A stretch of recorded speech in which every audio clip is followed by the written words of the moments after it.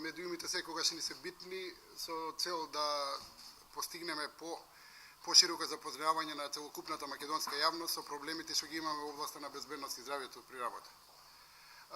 Денеска сакаме да поразговараме малку на темата во однос на Законот за безбедност и здравје при работа и подзаконската регулатива, конкретно за правилникот за висина на трошоци на услугите што ги вршат стручните фирми за вршење на оваа дејност во Република Македонија.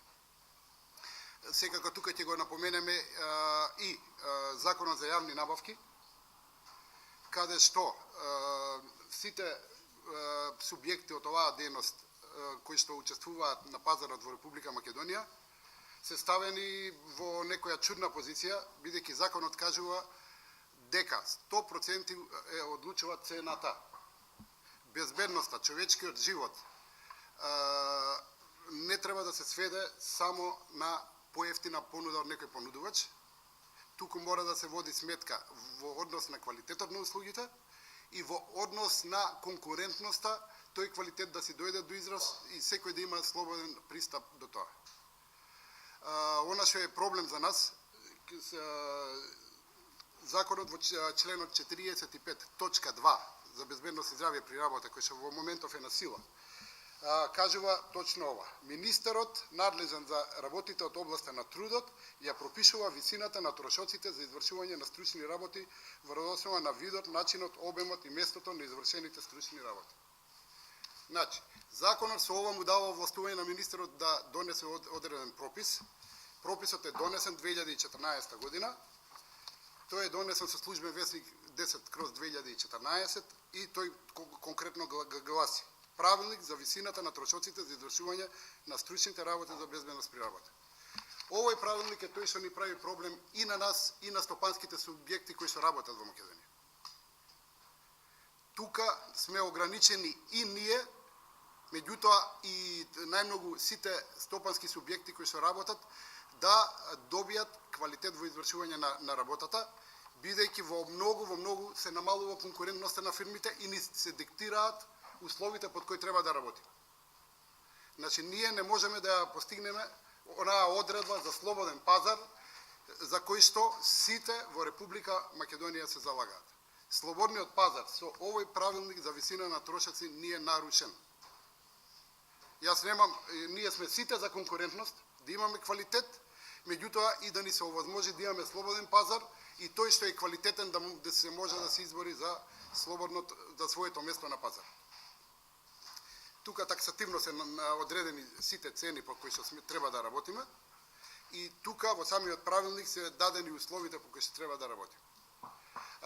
Ние во однос на ова, веднашите во 2014 година, неполни 2 месеца по донесувањето на правилникот и стапувањето во сила на истиот правилник, покренавме иницијатива да направиме нешто. Членките на групацијата финансиравме, дадовме стручно лице адвокат, поднесе барање до Уставниот суд за оцена на уставноста на одредбата од законот и на уставноста од правилникот, пред се во однос на нарушување на принципот на слободен пазар. Кога некој ни диктира цени, ние не можеме да имаме слободен пазар. Нашата иницијатива беше поднесена од Уставен суд на 15 април 2014. Уставниот суд одговори во некој коректен период според нас. Официјалниот датум на одлуката од Уставен суд е 10 декември 2014 година. Уставниот суд фактички го одби нашето барање да ни овозможи да имаме слободен пазар. Во кратко. Односно решение не се поведува постапка за оценување на уставност на член 45.2 и уставност и законитост на правилник за висина на трошоци за извршување на стручни работи. Значи, тоа е во кратко тоа што имаме како конкретна ситуација денес и тоа е оној проблем со кој што сакаме ние денеска да се обратиме до јавноста и да се обидеме да направиме некој поместување со цел и да се зголеми квалитетот на работењето, да се зголеми безбедноста, да ни се овозможи слободниот пазар и сите да имаме некој бенефит од ова активност. Денес се задржуваме на конкретна тема која ќе произлезе понатаму како наша активност предложување на конкретен правилник, односно измена на постоечкиот. Бидејќи реагиравме, не успеавме да овозможиме тогаш преку Уставен суд да се укине одредбата, бидејќи сега институциите на државата функционираат онака како што функционираат, значи не можеме да го смениме законот. Нашата интенција е кон промена на правилникот, бидејќи тој може да го промени актуелниот министер, бидејќи претходниот очигледно дека немаше слух да го направи тоа. Иако одредена група на луѓе учествувавме во идеите дали треба или не треба донесување на ваква работа, стриктно се наведи тогаш дека точно се нарушува член 53 од Уставот на Република Македонија, кој кажува дека ние во Република Македонија имаме слободен пазар. И точно се дефинира во кои ситуации, во кои услови тој слободен пазар може да биде нарушен. И мислам дека се уште Македонија не е во таква ситуација, а не па поготово 2014 година, за да ние имаме посебни ситуации каде што може министри или држава да ни диктира цени за одредени услуги кои ние ги работиме. Со самиот правилник нас ни се укина, односно се ставивме сите под исти чадор. Работел, не работел, толку пари. Бил добар, бил лош, толку пари. Ја извршил услугата или дал документ, исто пари. Интенцијата на правилникот беше да добиеме ситуација каде што цените, бидејќи во одреден период падна толку ниско и услугите беа катастрофални, да го задржиме нивото на услуги. Меѓутоа што се случи? Добивме ситуација да истите луѓе кои ги работите онака како што ги работеа, значи спротивно на законот, сега за поголеми пари ги дава документите, односно услугата скоро воопшто да не биде извршена.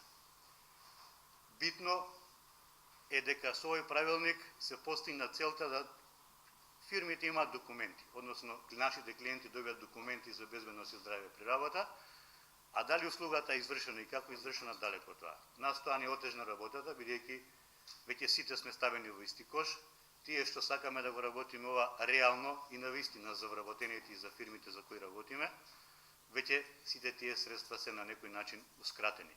Односно немаме можност за развој, за купување на нови инструменти, немаме можност за доедукација на нашите вработени, бидејќи цената на трудот е таа што е. Имате една ситуација каде што имаме 5 евра мерење на еден штекер, заштитно за земјување. Тоа значи доаѓа човек со инструмент, брцка во штекерот, отчитува на него и тоа чини 5 евра. 5 до 10 евра. Значи има варијабила во овој дел 5 до 10 евра. Од друга страна, имате обука на вработен до над 25 вработени, значи предпријатие, исто чини 5 евра. Обуката трае најмалку по сите проценки, за да можеме на вработениот да му кажеме основни работи за безбедно работење, најмалку 2 часа. И направите компарација, дали тие 2 часа и тие 2 минути треба да бидат иста цена и нема да зборувам за важноста, дали е поважна обуката или заштитното заземјување, бидејќи кај нас во безбедноста при работа се е важно. Нема ова е важно, ова е помалку важно, бидејќи не знаеме на што можеме да наидеме на каква опасност. Голем проблем. Значи вака не прejudicирам ништо, али додека беше слободниот пазар, буквално се однесуваше само на приватните компании, претежно учествуваа тогаш. Значи така инспекторатот више присоврзен. Кога се донесе правилникот за висина на трошоците, почна државните институции. И се почна со бирото за јавни набавки, на кои учествуваме сите со едни фиксни цени. И одеднаш на тие јавни набавки се појават, речимо 5, 6, 7, 8 фирми, кои сите сме принудени да дадеме иста цена, што е вака малку карикирање каква таа јавна набавка, мора сите, значи да не го пробиеме ценовникот, значи мора сите да учествуваме со давање на исти цени. Значи кога однапред ги знаеме цените, по кои мора сите да ги понудиме услугите кои се барат, каква е таа јавна набавка, значи. И какво е тоа негативно надавање на кој никој не смее да спушти. Значи мора да се држиме и се учествуваме на тоа тема, што уште е поголемо карикирање, значи мора да има и после тоа електронска аукција, пред аукцијата има бодирање. Значи дава многу простор да импровицирам за одредени манипулации. На тоа бодирање со сите со исти цени, значи најчесто на крај се завршува дали е тоа јавено во тендерска документација или не, дека ќе има кој прв донел. Имате ситуации да тендерите претежно така се објавуваат у 15 до 14 до 16, у 5 до 16 и вие додека го спремите денес поручен тендер, значи ви треба одредено време, да стасате утре во 8:30 на отварање, веќе некој у 5 до 4 донел пред вас. Значи затоа и се немам некои конкретни податоци околу тоа, најчесто ние кои ги добиваме на крај известувањата, значи кој го добил тендерот, секој пат се најчесто одредени исти фирми се вртат. Значи буквално се наметнува на чувство кај сите нас кои учествуваме на тие тендери како компании, дека буквално даваме одреден само легитимитет на легална форма на одредени тендери кои и тоа чувство на неизиграност, на манипулација. Дека не е возможно каков е тој, значи, каква е таа јавна набавка, во која никој не смее ни да спушти, а никој не смее ни да даде и сите се трудиме основната цена, тие се цените, сите ги дадеме да се врши јавна набавка.